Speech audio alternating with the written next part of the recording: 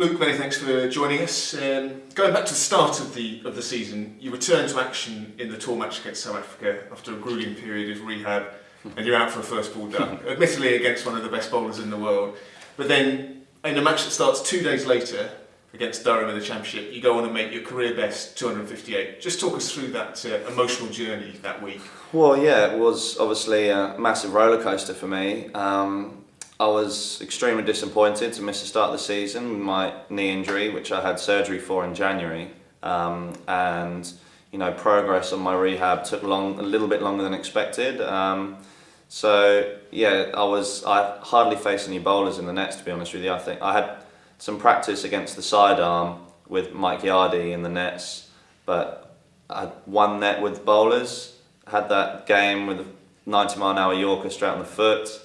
As an introduction, where I must admit I just laughed, because I think even if I had been playing all that time, I think they probably still would have got me out anyway, let alone 9 months with hardly picking up a bat. And then I played a little club game on Saturday, which was really not really too much great preparation for the next game. And then I know that it was a 50-50 call as to whether I was going to play that game, because obviously I hadn't played.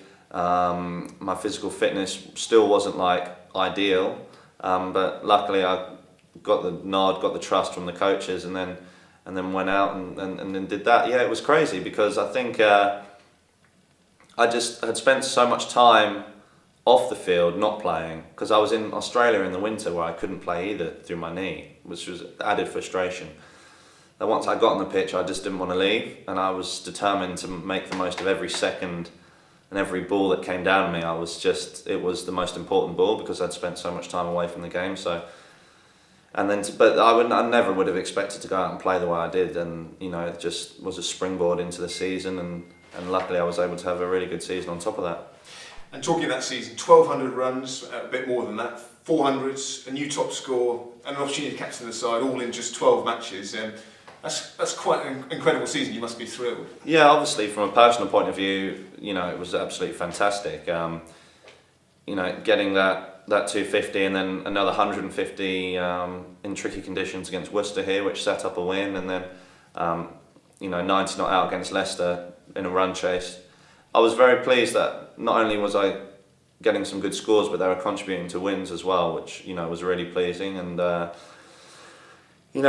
captaincy bit at the end of the season, it was obviously a privilege to do, but I know that Ben was suffering from a back injury at the time, and unfortunately there were games where we couldn't get promoted, and for me that's the biggest frustration personally, because when you have a year like that, like what I've had, you want it to count for something, and unfortunately we didn't get over the line in promotion, and that was a frustration. But yeah, from a personal point of view, I feel like this is sort of a real turning point in my career now, and I feel I can go strength to strength now.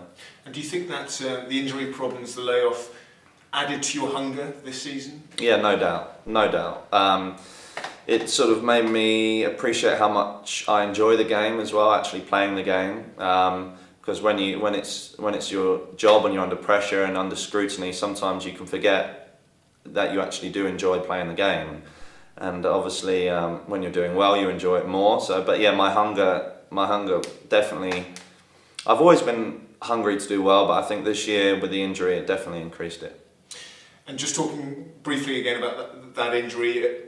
Did you have any problems during the season? It's all sorted as far as you're concerned? To be honest, no. I scraped through the season physically. I never really got to 100% fitness. My knee was still, playing up at times, and definitely hindered my mobility in the field, and obviously prevented me bowling all year. And I also had a slight shoulder tear as well, which also stopped me bowling. So that was a really big frustration, not being able to bowl, because I felt like my bowling had come on the previous years, but it's just been, the progress has sort of been cut.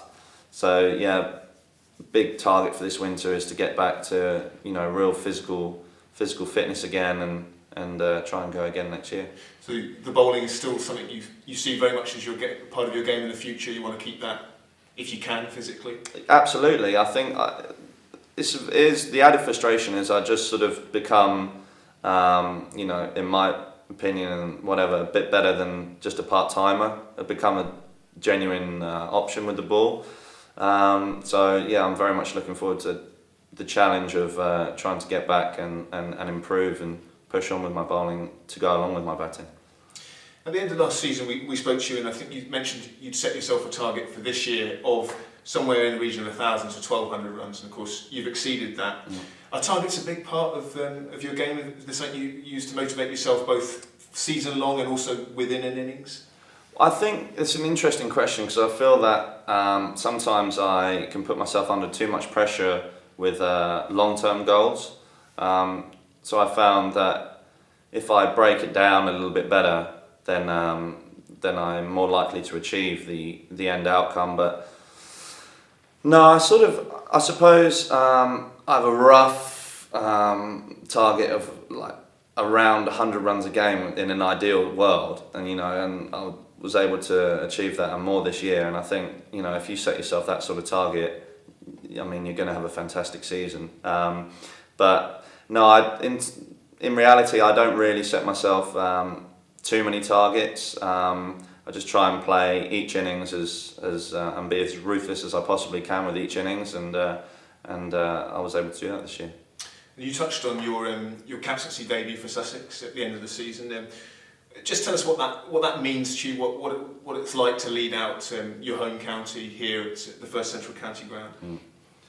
Well, obviously it was a very proud moment. I think the day that I captained was, I can't remember the date exactly, it was about 21 years ago to the day or whatever that my dad had captained for the last time as well at Sussex, so it was quite a strange scenario. But yeah, so obviously I was very proud to do it, and I enjoyed the challenge.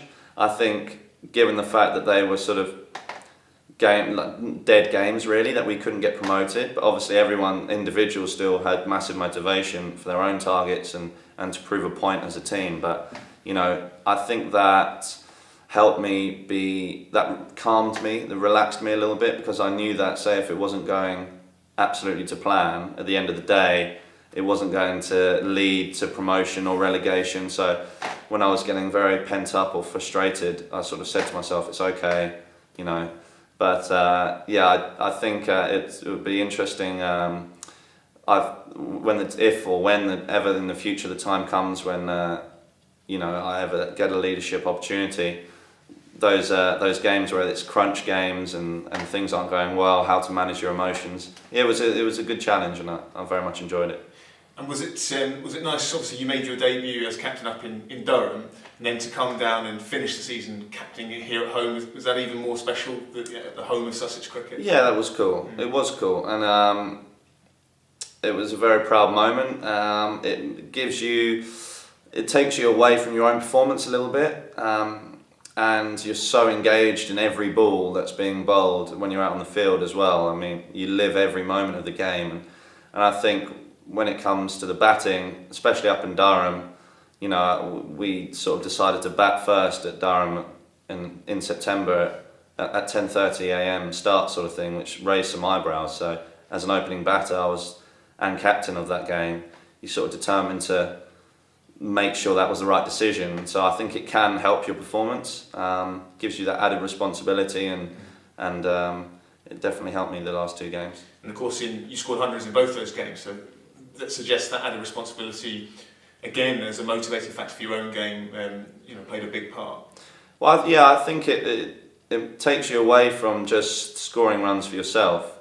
You start thinking about, you really are so focused on, you're more worried about the team than yourself. And I think, and that's a good learner for me as well in general. I think to really, I think I play my best cricket when I'm not thinking about myself and what I can do. I think I play my best cricket when I'm thinking about what the team needs. And I think that sort of was a real, learner for me from that game, to really, go out there and think, what does the team require of me the most right now? And I think, that added responsibility and thought process definitely definitely makes me a better player, I think. Of course, so that ended your fantastic season in the Championship. You finished the campaign as the leading English run scorer in the competition across the country. I'm sure it's a question you've been asked, but international ambitions. That you must be thinking that you're someone not that far off international honours now. Well, yeah, of course I have ambitions to play. There's no doubt. I think it's a sad time in anyone's career if they lose that ambition. And I'm as hungry to play for England as I've ever been. I think that I have the game in place now that I perhaps didn't in previous years. But I'm not getting too carried away with that sort of thing. I've very much inner confidence in myself, that I know that I'm more than capable of repeating seasons like this in the future. And the thing is, if you put consistent performance together over a number of years, you might get recognition. But I'm at the moment I'm just focused on desperately trying to win games for Sussex. I desperately want us to get promoted into Division 1, and obviously from a personal point of view, I'm desperate to play white ball cricket as well. So they're my main motivations at the moment, and if recognition later on comes my way, then obviously that's brilliant. And I was going to ask you, in fact, about your sort of ambitions for the coming couple of years. You've just signed a contract extension that'll keep you here till at least the end of 2019.